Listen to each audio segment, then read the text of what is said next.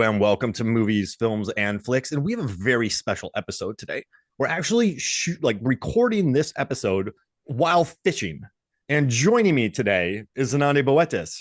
Thank you for joining me. Remember the double hook? Double hook's important. do you know I what don't will even know catch? how to do that. I don't even know how to do that. Like the last time I went fishing, I was like 4 with my dad. I was like, what is he doing there? Why is he torturing that worm? We don't even know what we're going to catch. It's like most MFF episodes. We just start it and see where it goes. I And that's think what it's this very movie on does. brand. It's very on brand for us. We Yeah. just like throw in the line and see what we catch. Like Could be a hopefully giant like shark. It could be Cthulhu. It could be a demon, a shaman, a a shaman. ghost. The Wailing is so good. I just looked this up. I looked up the 2016 box office, South Korea's box office. A Train to Busan, when adjusted for American dollars, made $80 million worldwide. And then the Wailing pulled in 45 million. That's a lot of money for a 2 hour and 40-minute gut punch. That's beautiful, but that was shocking to me that it made 45 million. Wow. Yeah, that's amazing. You wouldn't think that from like a movie that isn't gonna necessarily be for everyone, like it's not like the easiest watch. Like you say, it's a gut puncher. I mean, it's the Wailing. Like I saw they call it the strangers in France, but I like to call it a ghost, a demon, and a shaman walk into a village.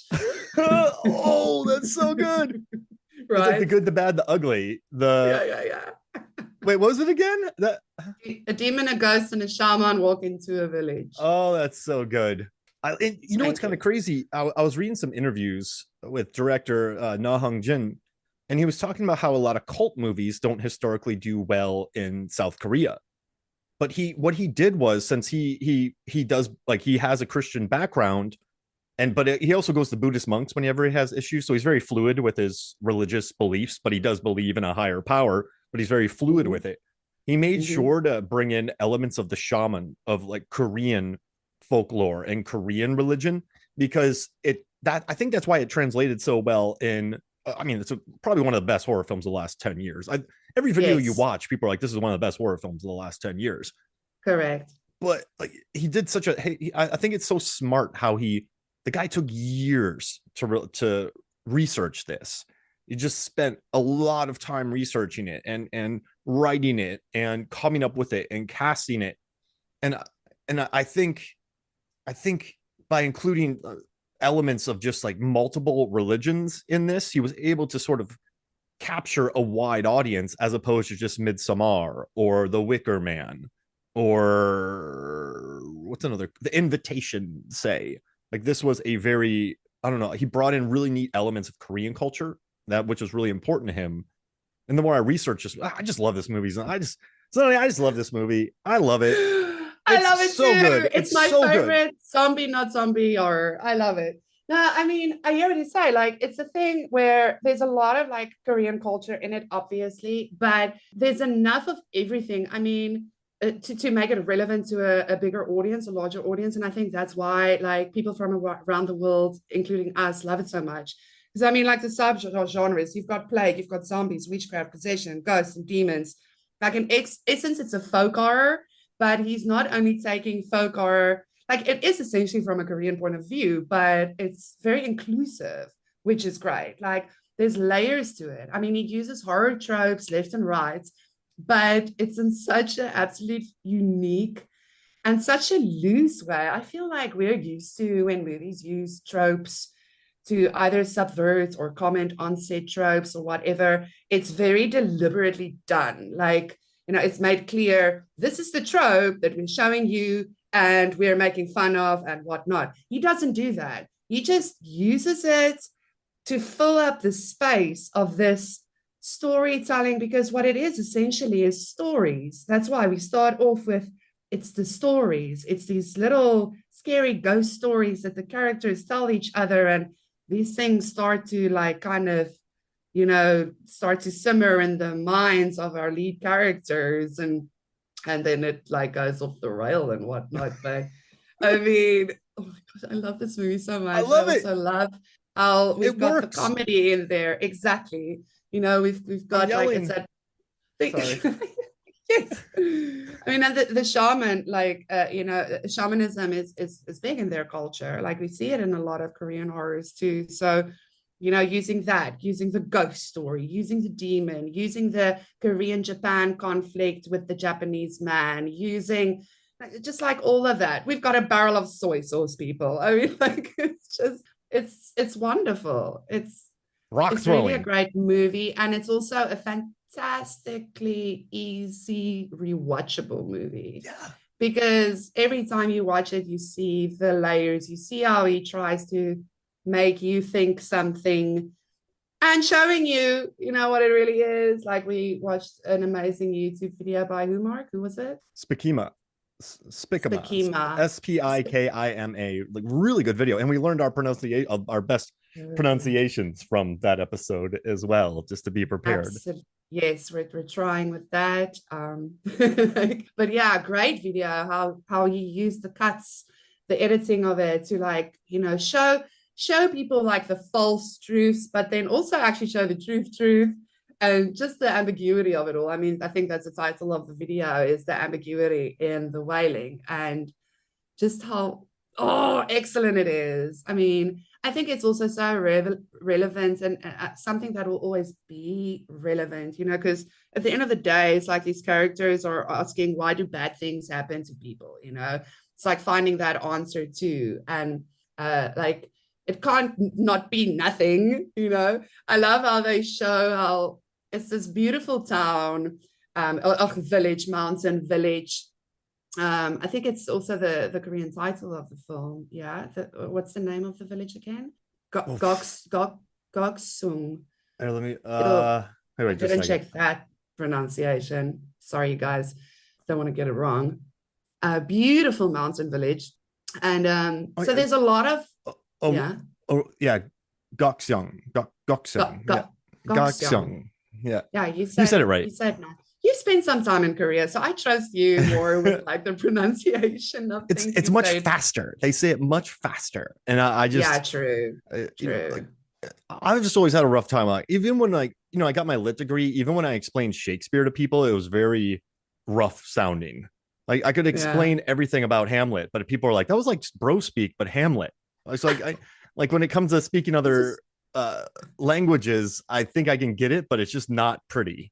If that makes sense. I think you're better than you think you are. But anyway, so like you've got they show a lot of like nature and the cruelty of nature.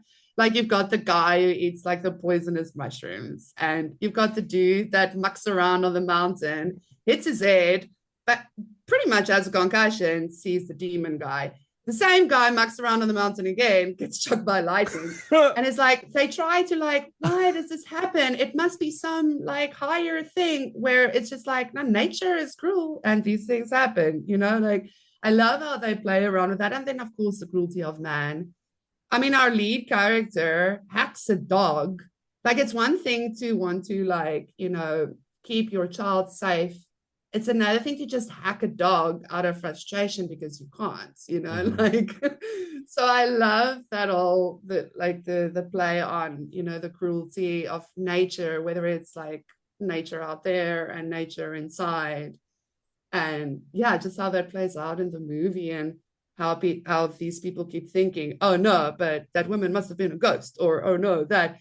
And then it eventually becomes it, because it's like that old thing where you keep on believing you're seeing a ghost and you will eventually see a ghost. So you keep on believing someone's evil. And at the end of the day, all you'll see is the evil things that they do. It's kind of that reinforcing thing and manifesting it, which is so good. I love this movie so much. I actually wrote down because at the source, like the movie acts like a summoning in itself, like of all our fears and all the things and all the evil that it represents, with the possession in the film being the result of fear of the unknown. But it's like, if you're going to believe there's a ghost, you're eventually going to see a ghost, blah, blah, blah.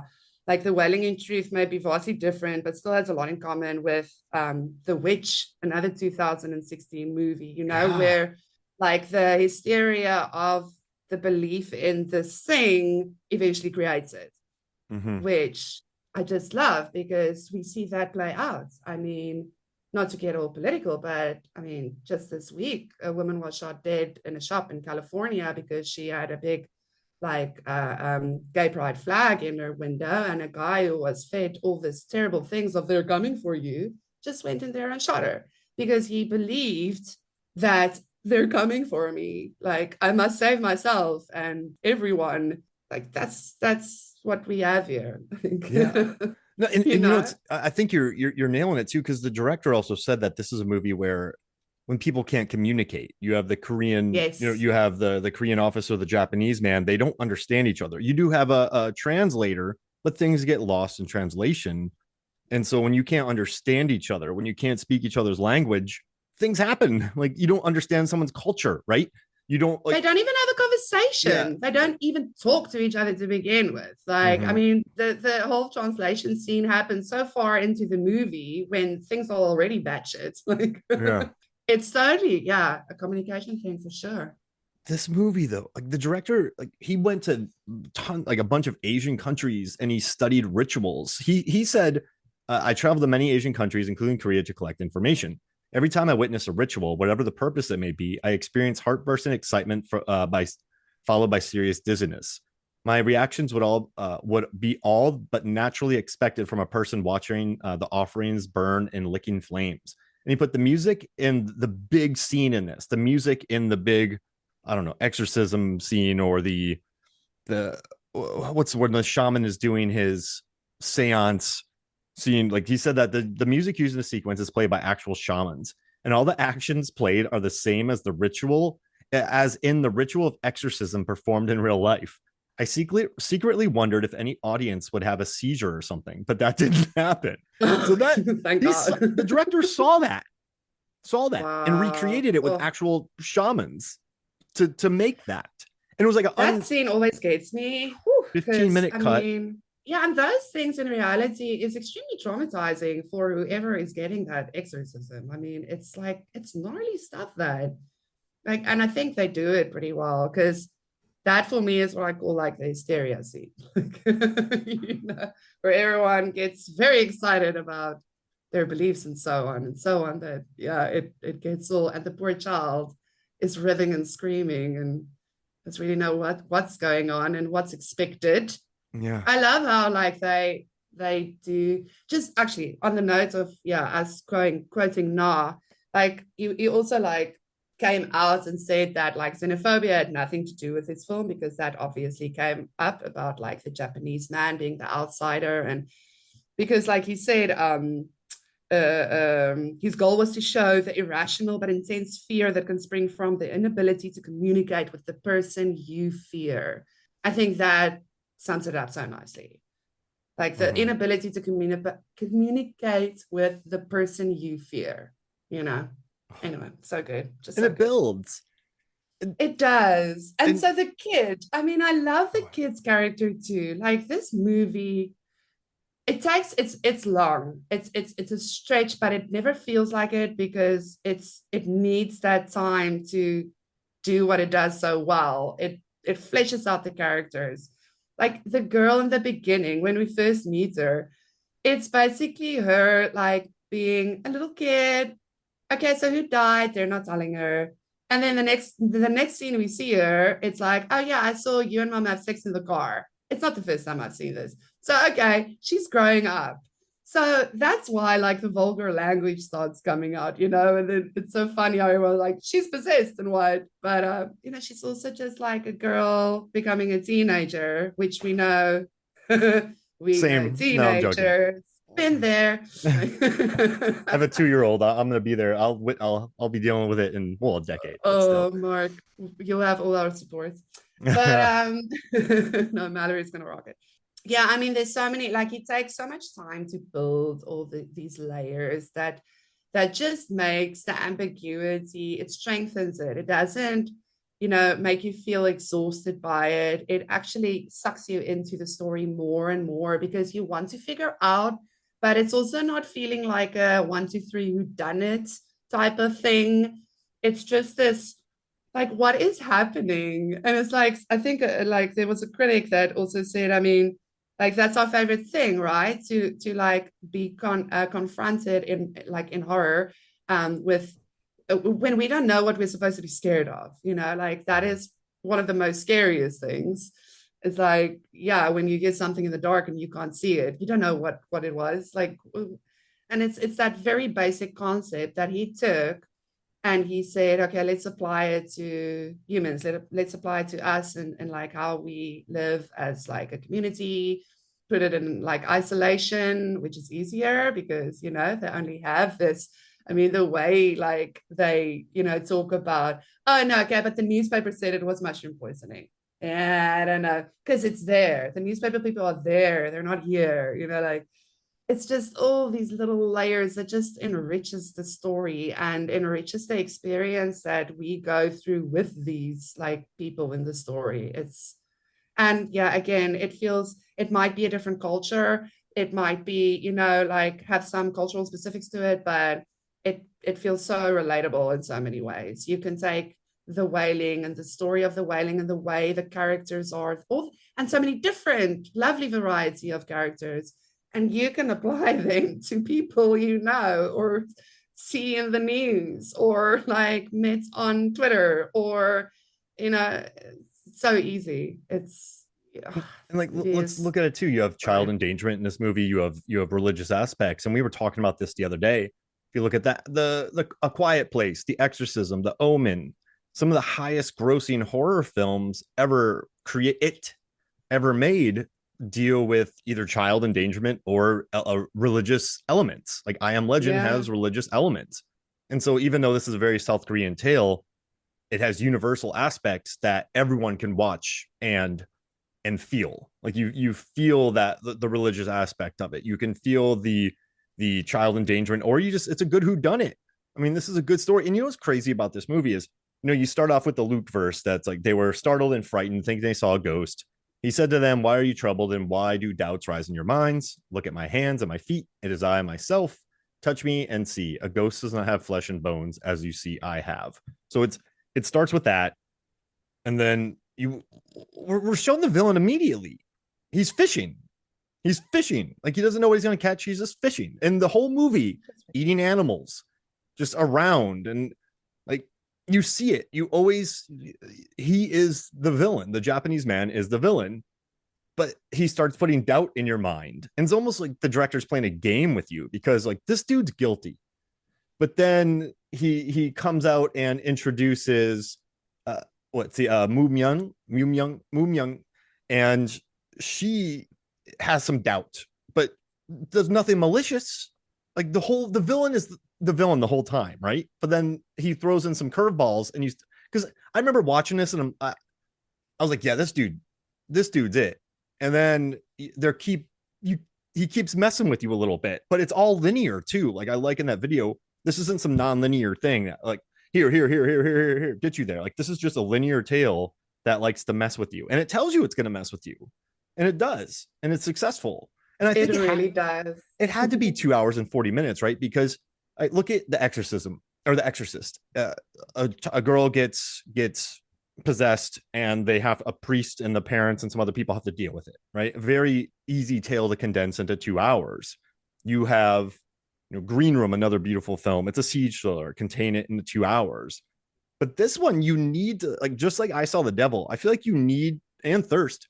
You need to be immersed in it. You need to get there. Like you need to be fully invested in it, and it needs the time for the twists and turns. Like this movie could have been 2 hours, and then the final 10 minutes are twists and turns, and you're like, what?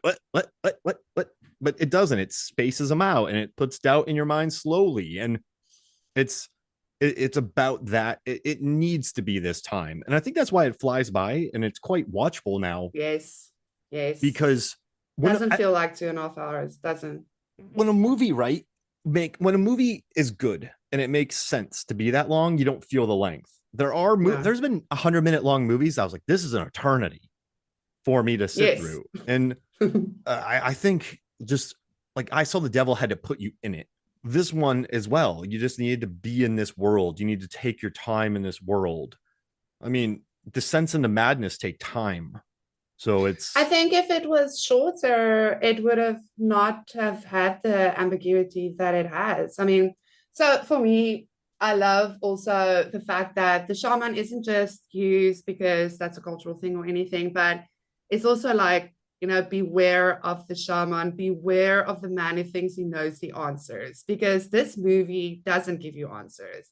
I don't think it's that clear cut, like who's the villain, who's not. Like I said, you've got, where in the world would people cheer for a protagonist that hacks a dog when he doesn't have to? Because look objectively at this dog. This dog is only doing what any owner would expect its dog to do, is protect the property from invaders, which is Mhm. what those two like did, those three like the first time around. Like, this guy hacks that dog. He's the protagonist. You're supposed to know root for him or whatever. I think, like, for me, the demon, the ghost, and the shaman is like the unholy trinity, the representation of the unholy trinity of man. And they're just like all of us, kind of. That's that for me, the quote of like, this is me, my hands, my feet, myself. Like, that is how that quote makes sense to me. It's just like a representation of, like it's like, okay, it's searching for answers, but where are you looking for those answers? You're not going to find them there, like I feel like that's kind of the movie's whole thing, where Mhm. it keeps like it keeps making you guess, making you wonder again. That's why it's so rewatchable, because every time you're like, yeah, yeah, yeah, but look at what this guy's doing here, or look at what she's actually doing there, or mother-in-law that's so quick to say, I phoned a shaman, like, or I say phoned, but however the hell she got hold of him, but she was Mhm. like there, right? It's so funny. It's like all these little layers, and you see the people react to things, and the people who question and the people who don't even question, they just believe. And yeah, I think like that is kind of like an underlying thing with this movie, is be careful what you think is real, be careful what you think the answer is, because it's never as simple as that. And I think the Japanese man was a perfect representation of that. I think that's also like, it wasn't just playing with us, but it's making you think like, why would you just think someone is just evil? That is, it's a very base way of thinking about things, Mhm. like people are complex, people are capable of a lot of things, we're capable of everything at the end of the day, um like, you might not think I'm cruel, but someone else might think I am cruel because of something that like I've done to them, or they've experienced of me, or maybe wrongfully see or experience me do something. It's so complex with us humans. And I think, and then add the spiritual realm to it all, and it just gets bizarrely complex. And that's also the thing, like what you said, like you don't even have to be like religious to get this, because it's a very like natural human level. I think we're all spiritual, if we like, buy into it or not. Like there's definitely, you look up at the stars and there's a universe and stuff, and you can like just, yeah, okay, I'm this like one little thing, how did I get here, existentialism, whatnot. And I think, yeah, like it transcends religion too, like I call it like the unholy trinity, because it's just another way of putting it, but you can call it anything. You can call it like the three levels of the psyche. You can call it, I think there's like, you can really unpack this thing, and put anything to it. But yeah, Mhm. I think it's more about, this is a movie that's not going to give you answers. It's going to give you questions, which is my favorite kind of movie, And they're good honestly. questions. They're not And like they're the good yeah, like questions. They're not silly fluff. We've done exactly. this before. I It's the mean, that's questions a you want. thing. Exactly. Like, I'm not surprised that some folks immediately jump to, oh, this is xenophobic, making the Japanese man like the evil man. And I'm like, no, no, no, no, no. This is not what he's doing, though. Like, it's Yeah. not as simple as that. It's about the questions. It's about, why do we think this? Why, like, because someone shows this to us, or someone told it to us, or we had a bad dream about it, or Oh, and I mean, yeah. what do you think about the turn at the end with the Japanese man in the cave when the deacon comes at him with the scythe? then he appears to be the demon who takes the photo, which some people say takes the soul. Like, what do you think about? Like, what's your take on that? I mean, basically, like, yeah, everything I just said, really. Like, I love that, like, whole bit where, because he says, yeah, I'm the devil because you want me to be, because you've already decided that I am. He says that. So, like, I read like a lot of people were like, loved the movie, could have done without that little ending thing at the end. And I was like, interesting. Okay. Like, I don't know. I liked it. I thought that like really brought home the horror of it all. But it's also a sad thing. Like it makes me so sad watching that ending. Like, I don't know. It's because, yeah, again, it's like, okay, you wanted this to be this way, so let's roll, kind of thing. You're not leaving here. You're in But some it just trouble. adds, exactly, but it also just adds to the ambiguity of it, I think. Like, for me, again, I mean, I think everyone will read it differently. I do love the ways that I wrote it down, the deleted scene that they had. So it happened right after the cave story, obviously. The Japanese man is seen sitting on a bench by the roadside. He spots a family on the other side of the road and invites a child to him by offering her candies. The mom picks up the kid before she manages to reach the stranger, which is the Japanese man. A car driven by Il Wang, Mm-hmm. yeah, Il Wang, is that right? Mark, Yeah. Oh wait. Yeah, Il Guang. Yeah, you're right. Il Yeah. Guang. Okay, a car driven by Il Guang picks up the Japanese man before leaving, and in the center of the road, the woman ghost, witnesses the car fading away.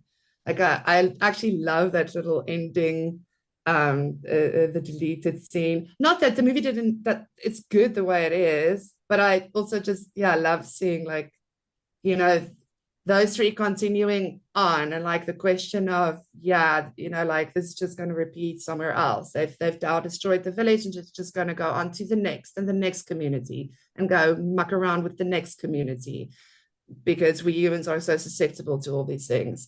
Like, I love that, like, little deleted scene. And yeah, On anyway, to the I just next wanted to one. share that. Yeah, exactly.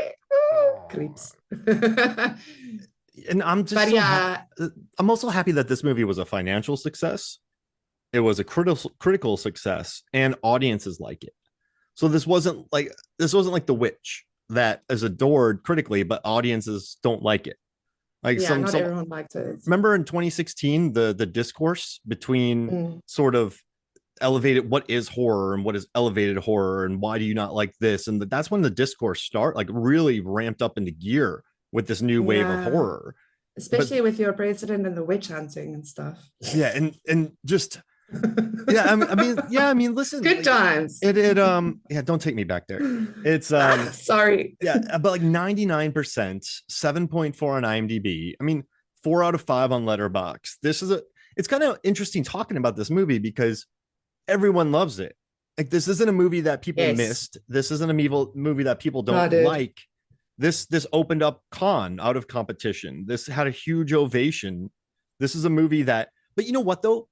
I mean, in this movie, you have zombies getting hit in the head. You have just blood explosions. You have long rituals. You have 160 minutes of film, but yet people love it. So it's not. That's a balancing act. That's a It balancing act to is. make something this adored. It's a Like, feat. yeah, and it took. I mean, but listen. I mean, I love the director. I don't know if you know his other stuff, The Chaser or The Yellow Sea, but they're all about that too. They're about just like they talked about it a little bit in that video, but it's just like a race against time, and it's so desperate. Like this the director, like Hwang Jung, he just knows how to just tighten it. Like, was it like just tighten the noose around your neck as you go? Like, I don't know how he does it, but with Chaser, Yellow Sea, and this, he just, I don't know. It's a this is a director. It's kind of a bummer too, because like, if a similar director released 3 similar films in the States, they would be, I mean, I'm just talking about United States. Like, you're in South Africa, he's big in South Korea, but like, I feel like this director would be, huge, right? Like, I just think Yes. Yes. Na three, Hong-jin will be massive because I mean he created one of the best horror movies of the 21st century with The Wailing. Yeah. Like he would have, yeah, And listen, I think cinephiles know about him. I think worldwide yeah. cinema knows, but it's just like these are so good. And it's kind of crazy though that normally you make a movie like this and it's not as adored, but this one is. Like I Saw the Devil, which we talked about. It's not as adored as this one. No, some people can't watch it. Yeah. Yeah, This one yeah. though works, and it also is quite heavy.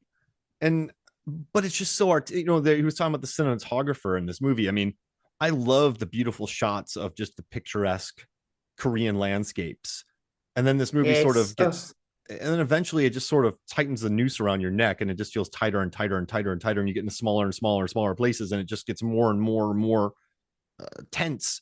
But it takes its time, and like I love the cinematography of it. Like the director talked about how the cinematographer would just go for walks with his camera and find really great transitions and B-roll to shoot on this film. Like he entered it. He said with like the mind of a child shooting the Wailing, and he found beautiful shots and transitions to work with. So yeah, this took 6 years. I mean, between the Yellow Sea and the Wailing, there was a 6 year gap. And it wasn't like he just was hanging out. Like he said he worked on this movie for 6 years. And you feel it. you do. I mean, listen, if this is how long it takes to make a brilliant movie like this, then everyone should really, because I think that's the thing too. The movie never feels rushed. Never. Everything feels exactly in its right place. It feels thought out. It feels there's a rhythm to everything. The Mhm. cuts, the sound, just everything. I also love that yeah, I mean, like we open with these amazing landscape shots of like the nature and the beauty, and we end up in the cave. The little like it's so cool. Yeah, oh, it's. I mean, I love that this movie's so good. We're both just like, this movie's just so good. So what do you think about the core character, Jung-gu? Like, what do you think about Jung-gu? Like, he's very flawed. Like, I love this scene when he's with his wife. He's like, if we're gonna keep doing this because they live in a tight household, he's like, I need more herbal supplements. Like he shows up late to they crime need to scenes because bang in the car. his mother-in-law makes him eat. I love he's eating breakfast with broccoli on the table, just having a little drink with his breakfast. And he shows up late. He gets yelled at a lot. He's kind of bumbling, which is kind of I did read an interview where they said that's kind of a cop archetype out there with like memories of murder and the sort of rural cop. I mean, we have that here, kind of bumbling and stumbling, but Yeah. he's just like his daughter's in trouble, his town is in trouble, there's the unknown happening to him. I mean, when you live in a smaller town, I think your world's smaller, so when a threat comes, it's a lot different than living in the big city, and seeing that. And I just really like the progression of his character. And I mean, just yeah, I like Jung-gu. I think he's a layered, kind of silly, serious, I don't know. It's a good performance. I don't know what you think about the He character. absolutely is. Yeah. No, Django was good because like I did an article for Cracked where I praised the brilliance of South Korean horror films in general. And like a thing when I was watching almost all, but all the big South Korean horrors that I picked up was a lot of them like dealt with the dad that either didn't really know how to Train to Busan. deal with his daughter, or like wasn't just he wasn't a good dad at all, you know. Old And how boy. sad old boy, and like how sad South Korean horrors always are, you know. They never give you like American horrors give you the oh dad or mom or whoever saves kid happy. South Korean horrors never do that. It's the opposite. It's like dad is not getting another sunrise with his kid. Like, you know, it's like almost that too little too late, which I love because it's a cautionary tale. A cautionary tale wouldn't be a cautionary tale if it had a happy ending, you know. If you look at like folk tales and stuff, that's how they work. So you've got a folk horror here. So like obviously it's gonna be like, yeah, well, you should have like listened to your kid from the beginning, not to these other things. Like I love the first time she freaks out on her dad. The first time she yells, Oh she's yeah. like, why is this important? You don't know what's important. You don't get it. Like that's what she tells him. Like she straight says the answer to this whole mess. Like stop listening to these people and these things and getting your head all messed up with all these weird stuff. I'm here, you're good. Hi, hello, I'm important, please. But you don't even know me, you don't even talk to me. I mean, like if there's an answer that you want from this movie, there it is. Like so I love like it's kind of a thing that I've seen a lot of South Korean artists do with the bumbling dad thing. But I mean, he's like one of the best of them, like his character, because he he is endearing. Again, I've never seen a character hack a dog like that, and you're still rooting for him. Mm-hmm. Like the fact that, yeah, not could have pulled that off is just amazing. So, yeah. And I think, do you think it's part of the situation? Like, I don't think I would ever hack a dog to death, but I guess the No. situation makes it more palatable because it's just such an insane. Well, the crazy thing is, he wasn't even in danger. He was frustrated because he couldn't communicate with the Japanese man. Yeah. He had the translator. He was getting angry, and then the dog wouldn't stop barking, and he hacked the dog. Like, it's like, okay. Okay, sure. It like, kind of attacked him when whatever, but he could have just ran away. But he hacked that dog for like a whole minute. Yeah. I At least mean, we it's one just thing. listen to it, right? We don't. Yeah, well, they do show it afterwards, which is nice. And then later on, the crow's eating the dog, which is Yeah. also like, Well, at least the crows got fed, is what they're saying. Is that what you? No, I'm joking. oh yeah, the circle of life, I, nature, I and I all. I love what you said about pushing genre, though. I mean, if you look at Train to Busan, you have the father daughter, but then you get the zombie movie, then you get the action movie. I saw the Yes, Devil's Revenge film, but it's also a horror film. It's also a body horror film. It's a psychological drama. It's not just a taut thriller. I think they are very yes. good at it. And also, I love what you said about these movies go there. I don't want to sound like I'm insulting it, but A Quiet Place, right? They kill the kid in the beginning. I don't, that's just meant to be like, oh, this world's dangerous. It doesn't feel, it feels more like a tool to get you to feel violent or feel, I don't know, for the family. And Yeah. I don't think I haven't watched too many South Korean notable ones that would do that. I feel like these sort of, they're not. No, I think I Saw the Devil is the only one, but I mean that's about a serial killer, so that makes sense. Mhm. And that's what kicks. I mean, it's a coincidence that he gets who he gets, but it's, I don't know. I just like that, and I do love your art. I remember when you wrote this. This was a couple years ago, and you were talking to me I about the know. movies you were watching. Not my best written thing, but I think I make some good points. I still stand by a lot of the points. Well, you know Like what you it's did just though. You got out an article that people could read about how great Korean cinema is. I mean, sometimes you just got to do that. exactly. And I got paid to watch a lot of South Korean horror movies, which was fantastic. And I got to watch The Pied Piper that everyone should like also watch because that's good. And it's actually a lesser known South Korean horror, and it's really, really, really good. The Piper, it's based on The Pied Piper. It's their version of, and it's really good. Ooh. So yeah, if you want to watch a lesser known but still very good South Korean horror, check out The Piper. It's good. And and like I like what you said too. They're not afraid. Like hashtag alive. It's just a dude in an apartment block with zombies. Like it's. But here's the thing though. Tropes are tropes for a reason. Like the 3 act structure works. Like that's like at the end of the day, your movie has to make money. If your movies don't make money, you're not going to be around. So you got to figure out a way to bring in audiences as well as appealing to the art house crowd, the big audiences. And I think they first and foremost, like I think Tom Cruise has done a good job at that. I think Barbie did a good job at that. I think Nolan's done a good job at that. So I think Yeah. I think it's fine to rely on like Inception's a heist movie. Like it's fine. Like it's Oh, we want those too. I mm-hmm, mean, we love variety, don't we? I mm-hmm, think so. I think the thing about the Wailing also is just again, it does touch on like religion and stuff. I mean, we've got like demons and the devil in it, and I think people just go nuts for that. Like you said, it's like highest grossing stuff.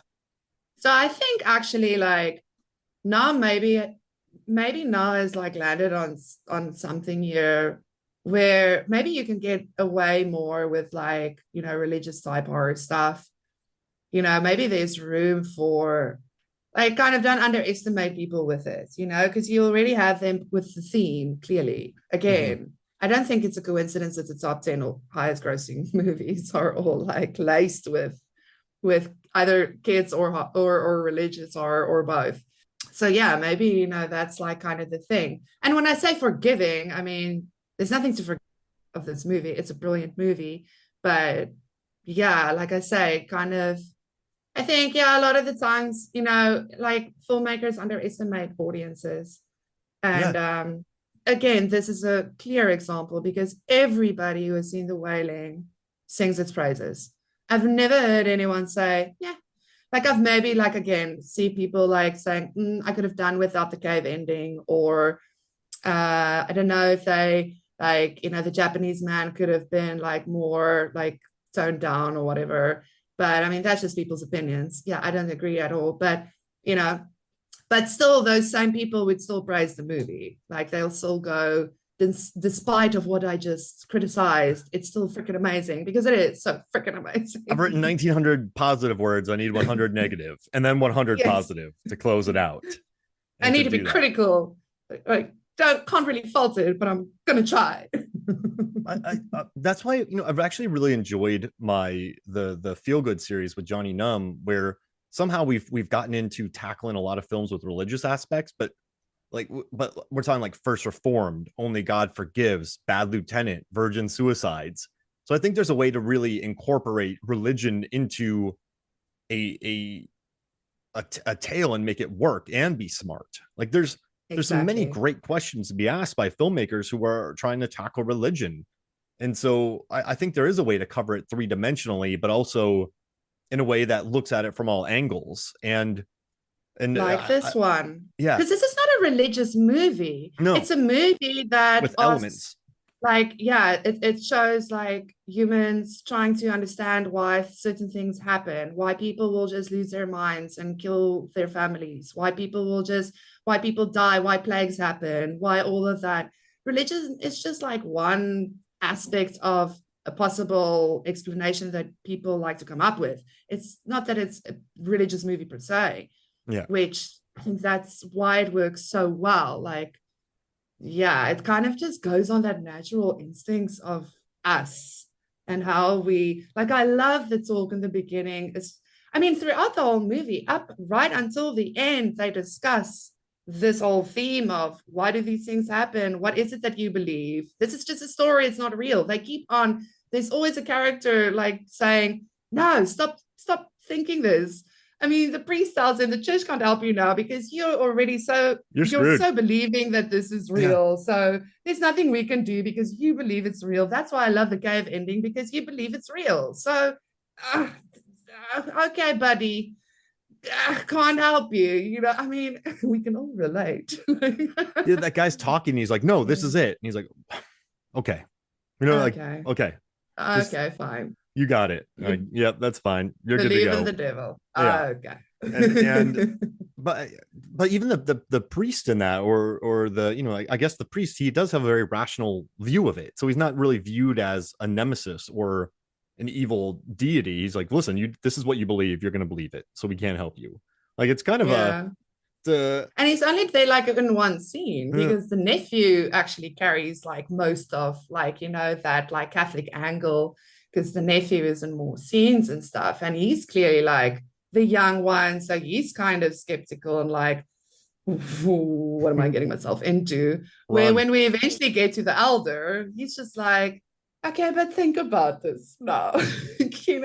Okay, no, you And believe. So what he there's does say, nothing he's a I great professor of world renown, can. the man. Yes, Yeah, yes, yes, yes, but yes, that's what you believe. And I yes. do love what the director had to say. He said, out of the three films that I've done so far, this is the script that I added the most commercial elements to, as there's a great diversity of spectators in Korea. With genre films, there are people who love them and people who hate them. So I felt that I should be careful to make it commercial. However, I never expected all this buzz and this box office success. So I think he put a lot of thought into making this not just a genre. This is not just a genre film. We watch like Terrifier, right? Oh, That's a yeah, genre film. That's a yeah, yeah, yeah. straight genre picture. Yep. Skinamarink, straight genre picture. He does. I think he's right though. He put a lot of thought into adding commercial elements into this, and also what he Mm. loved. I love that he wrote there were some occult elements in the film, and of course, when I watched some similar occult movies, I realized that at one point in time, there's a general trend where all those movies were no longer as perfect or as high quality as they used to be. I didn't want to deal with this specific occult genre because I felt it couldn't really appeal to Korean audiences, as none of those films had any history of success in Korea. I was a little worried, but I thought if I could add some Asian or Korean elements to the film, the story would completely change and there could be a twist. I added shamanism simply because I am a Korean and this is a Korean film. So he thought deeply about how to make this pretty gnarly tale. I mean, it shows. This is not something, I'm sorry, but this is not something anyone can just clobber together. Yeah. Like, no, I know people like to think that there are geniuses walking amongst us, but I'm sorry, no, this is something that this will take time. This is a simmering thing. And there's the thing is, when you put like love and real understanding into something, it will automatically take you longer anyways. Love ain't a rush job. Right? Like you gotta so make it right. lame. And I don't know, I just, you know what I like too is I think some directors, when they get money, they're like, I'm just gonna make my movie. And you can really feel when a director makes my movie, because it tanks a lot more often than not.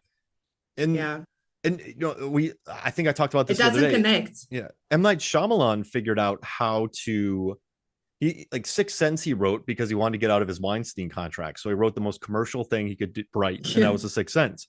And then he made Unbreakable, but he said Unbreakable 60% art and 40% entertainment. And as much as he loves it, it didn't hit big because it was too much of an art house film.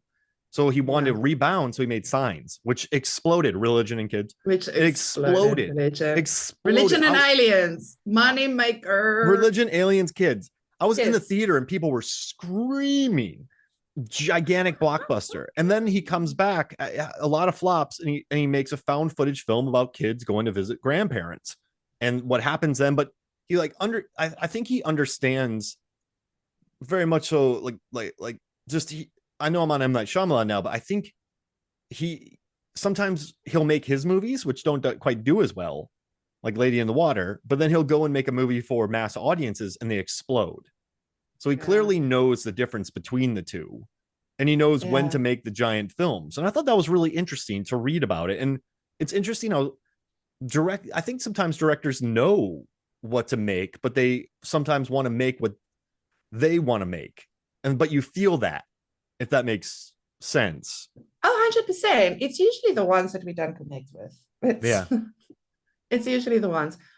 I mean, it kind of makes sense anyways that you bring up M. Night, because I mean, we are talking about like horror directors and stuff. And he did do the Split in 2016. There was another 2016 hit. Oh, Split. Giant hit. Yeah. So I mean, it circles back to our talk about this movie. You know, I love Split. Like the beast doesn't want to hurt things that are damaged. Like he sees damage. I love that movie. I love that movie so much. He just like I cry every time. He gets it though. And like he'll go make old Magic Beach and Knock at the Cabin, which I love Knock at the Cabin. But that's very clearly a thing he loves. Yeah. And then you go watch Signs and you're like, oh man, this is commercial. Like this is big. The Visit. He just made The Visit to make money, and he self-funded it. Oh, that was fun though. Yeah, right. Such like a the fun diaper movie. And, it's clever and it's mean and it's the cheeky. rap. Oh my gosh, it's cheeky. Yeah. It's so cheeky. And I think The Visit is his funnest movie. Yeah, I would say so, because he needed that at that time. People had gotten used to the M. Night Shyamalan dialogue, right? The very M. Night Shyamalan dialogue. It's the best way to call it. So The Visit's the least of that. You have two kids. You have a little rapping kid. You have a sister. You have grandparents. Like he kind of went against himself because he knew that's what the world wanted at the time. He didn't think the world didn't want another Lady in the Water. The world wanted a found footage film about two kids and, you know, their grandparents being murdered by two crazy people and poop jokes. I also kind of love that he kind of like subverted himself though, because, you know, I think he knows that people are like, Shyamalan movie is a banner movie. And The Visit wasn't a banner movie. It was like, you know, this little found footage movie, this, again, cheeky film. Like, you know, I mean, that's what I appreciate from him is he's always like, even if it's not in the grandest, biggest ways, he's always kind of subverting his own like work and stuff. So, I mean, old messed with everybody. I kind of like that movie just more because because I actually did enjoy Old. I mean, the ending was wild, sure, but I enjoyed watching the movie. Yeah. It was fantastic on that beach. I was like, where are we going? And but I mean, I kind of enjoyed how it messed with it. And it goes gnarly too. And then you have like Gail Garcia Bernal, Vicky Creeps, like these incredible actors. Yeah. I was hooked. Like, I was like, this is my jam. So good. And then, like, with one of his famous little twists, but not what you expect at all. You got to give it to the guy. Try and like figure out how he's gonna end it. Try. I dare you. Try. It just makes me so happy. And hey, I want to get these out of the way before I forget. So I reached out on Facebook and Twitter, and I asked people to share their favorite 2016 horror films because 2016. Let's do our draft first. Oh, okay. Actually. Oh yeah, me and you. All right, let's do our 2016 draft. Oh gosh. And then we can like see who else maybe picked ours too. You know. Okay, I'll let you have first pick.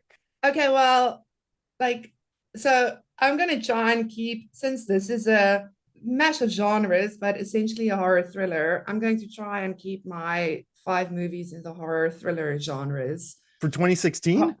Horror thrillers of 2016, because there are actually quite a few. And well, I know the foreign film that you're probably going to pick from 2016, so I'm going to pick The Wailing as my first one. Oh, if that's so good. With you. Because I know that you're probably going to pick the French one. So. Raw. Which you can immediately do. Yes. Julia's a beast. She is the best. That in T10, like, oh my gosh. I mean, right? When's our next movie coming out? Come on. Let's go. We need it. Let's go. Let's go. I'm there. Okay, cool. So yeah. Wailing and Raw. And Raw. Then I will, okay. I just talked about it, so I can just as well say it. Split. I'm gonna go with Split. Horror thriller. Blockbuster. I'm going to take Green Room. So it says 2015, but it was released in the States in 2016. On the MFF podcast with Zachary Beckler, we said it was the best horror film of the 2010s. And I stand by that. I really do. The more I watch it, the more I think about it, the more I just think it's art. I think it's art. I know you love that movie. Yeah. There's a line in that film where Anton Yelchin looks at Patrick Stewart. He's like, you were a whole lot scarier at night. And that sums up so many like abusers and controllers. Yes. Like that's not 100%. A line. Like that's just not a stupid line. That's a line that really sums up people like Patrick. I got goosebumps. Really sums up people like Patrick Stewart, his character in that Darcy. It's just. We actually talked about it in our favorite moments. Remember our favorite 21st century horror moments? That was one of yours because it's so good. And like you say, it sums up and it's Okay. Imogen Poots is the best. I love Imogen. People love working with her too. Jesse Eisenberg's done 2 movies in a row with her. Aaron Paul did 2 movies in a row with her. Anton Yelchin did 2 really good horror movies with her. Like Megan and I are convinced that she could have chemistry with a tree. Like if she was in Castaway and Wilson was floating away from her, the audience would have just melt into a puddle. Like she would have outdone Tom Hanks. So yeah, we love some Imogen Poots. I want that remake. I want that Castaway remake with Imogen Poots. That's nice. Please. Okay, third one, horror thriller, Hush. From my favorite. Oh, that one came out of nowhere. Hush was so good. What a great home invasion. What a great home invasion horror thriller movie. I was very surprised by. And your buddy made it too. How that worked. It was amazing. Really good. The Flan. Yeah, my favorite, Mike Flanagan. The Flan Man. We supported that movie. We covered that in 2016 on the podcast. We wrote a bunch of articles about it, and he really retweeted us and everything back then. Like he appreciated our support, and now he's huge. That's so cool. He's who's MFF? No, I'm joking. Enjoy. You're doing great. You're crushing it. I don't do it for those reasons. I don't support movies to get. I'm gonna do it. The Shallows. I knew it. The Shallows is great. I love The Shallows. Yeah, another favorite of yours. No. Whenever I see Blake Lively in a movie, I'm like, why is she not as good as she was in The Shallows? She holds the screen for like 90 minutes. She's great. Yeah, she did a pretty good job. She did. That shark is psycho, though. It's a jerk. That is the most. I still want to do, Mark. We need to do an episode with the most psychotic sharks. Remember, that one wins. Write it down. Well, we'll see. I think we should Royal Rumble with movie sharks. I would Oh do my it. gosh, did I just, yeah, escalate this to awesomeness level 11? We're in a tank Okay. and they get released. We're doing it. I love it. Yes.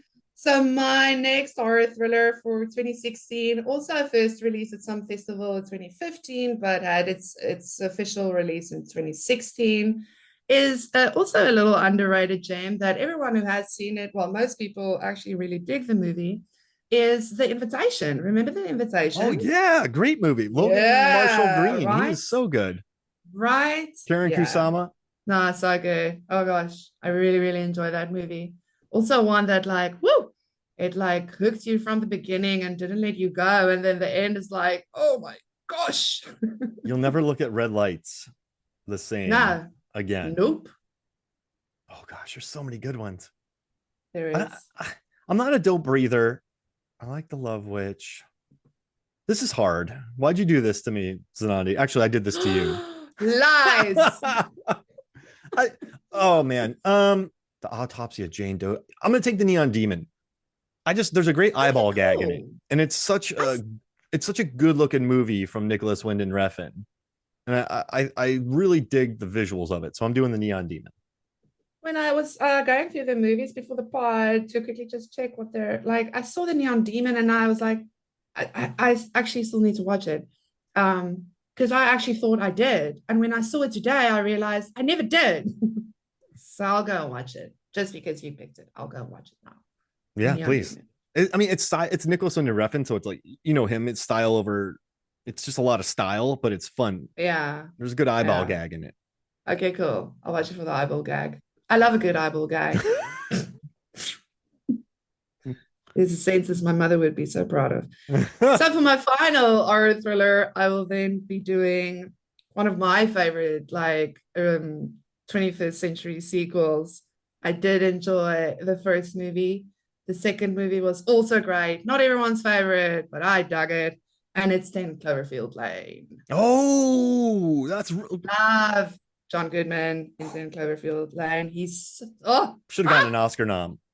I mean, I love all of them. Like, that's it's a very, yeah. I've watched that movie a ton. I love it. It's a good bunker movie. Really good Doesn't get cast. old. Great piles of great barrels in it. Really It's good fantastic. barrels. Yeah. And I love that you get to see some alien action in the end. It's so cool. I was pushing for Goodman to get an Oscar nom. I knew it wouldn't happen, but like, why not? Why not? Oh yeah. Why not? 100%. No, he was really good. I think I've also written about like his Oscar snub, or just the fact that that film kind of gets overlooked when it's one of his best performances ever, which is saying a lot because it's John Goodman. Genre hate. Genre hate. I guess my final one is, since you did a sequel, I'll do a sequel, and it features my man Patrick Wilson singing Elvis on an acoustic guitar. So I'll take The Conjuring 2. Nice. I left a lot of great movies out of there, but my man Patrick Wilson, did. acoustic guitar, did. Girl with All the Gifts, The Witch.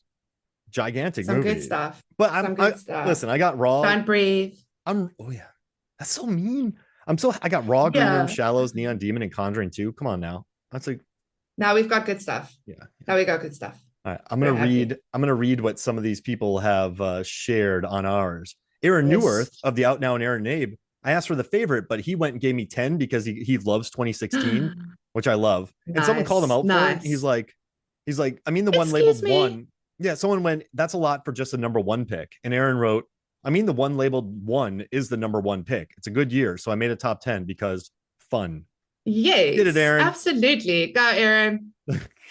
He honorable Read mention them. Under the Shadow, 10 Terrifier, 9 Lights Out, 8 Hush, 7 The Wailing, 6 Don't Breathe, 5 The Autopsy of Jane Doe, 4 The Neon Demon. We didn't take Train to Busan. 3 Raw, 2 Train to Busan. Listen to the episode that Megan and I recorded. It's a lovely one. And then 2 is Train to Busan. Number 1 is The Witch. Nice. Which is very, very good. I don't want to take like The Witch or Train to Busan just because I had South Korea like film already. And I didn't want to go for Ringers because we try to do like one big movie, but then some underrated stuff because we do these drafts so people can actually watch movies that they've never heard of. Oh, it's very smart. Go watch. Hey, you're gonna watch a Neon Demon. Hey, so exactly. All right. And then Buddy Deal gave her a very funny one. He's like, that's a tough year. Girl with all the gifts, Train to Busan, Don't Breathe, Conjuring 2 and 10 Cloverfield Lane with a bunch of question marks. He's like, I don't know if I can do this. So we I love basically it, you guys. No, we shorted what's out Buddy good. Deal. Lisa Leahy of Movies, Films, and Flicks, she wrote something very nice. She's like, this is going to be a good episode, all caps good. And she's like, what a film Oh. choice, and you two on it. And then she put Oh, 4 smiley faces with stars. Lisa love you, knows. Lisa. Lisa knows. Let's see. Tony Coogan of the Wicker Man Minute, he wrote, no question for me, it's The Witch. Probably the only horror film in the Nice. last few years that properly scared me. I mean, think about it. A baby gets turned into goo in The Witch. Dude, I love The Witch. I'm a big fan. So yes to everyone. Like, I actually love hearing that people are still, like rating it, because I kind of felt after, a year or two, people stopped talking about The Witch. Because I know a lot of discourse afterwards was like tasteless and whatever. But I think people kind of just, shut up about it because of the fact that people were just talking a bunch of nonsense. So it's good to hear that people are still It's not a slasher rating film. It makes me think, Ooh. Zanandi. Mm. And then Lisa wrote actual favorite, The Belko Experiment. Lisa loves The Belko. It's one of the meanest Oh, for movies ever real? made. Okay. And she loves okay. that. And then she put my constant 2016 recommendation, Ouija, Origin of Evil, another Mike Flanny film. Love Flanny. You know what's crazy? Flanny Manny. Annabelle, the second Annabelle and the second Ouija are really good. It's like they make Ouija and then they make Annabelle, and you're like, these are bad. And then they make sequels that are ridiculously good, and you're like, what world am I in here?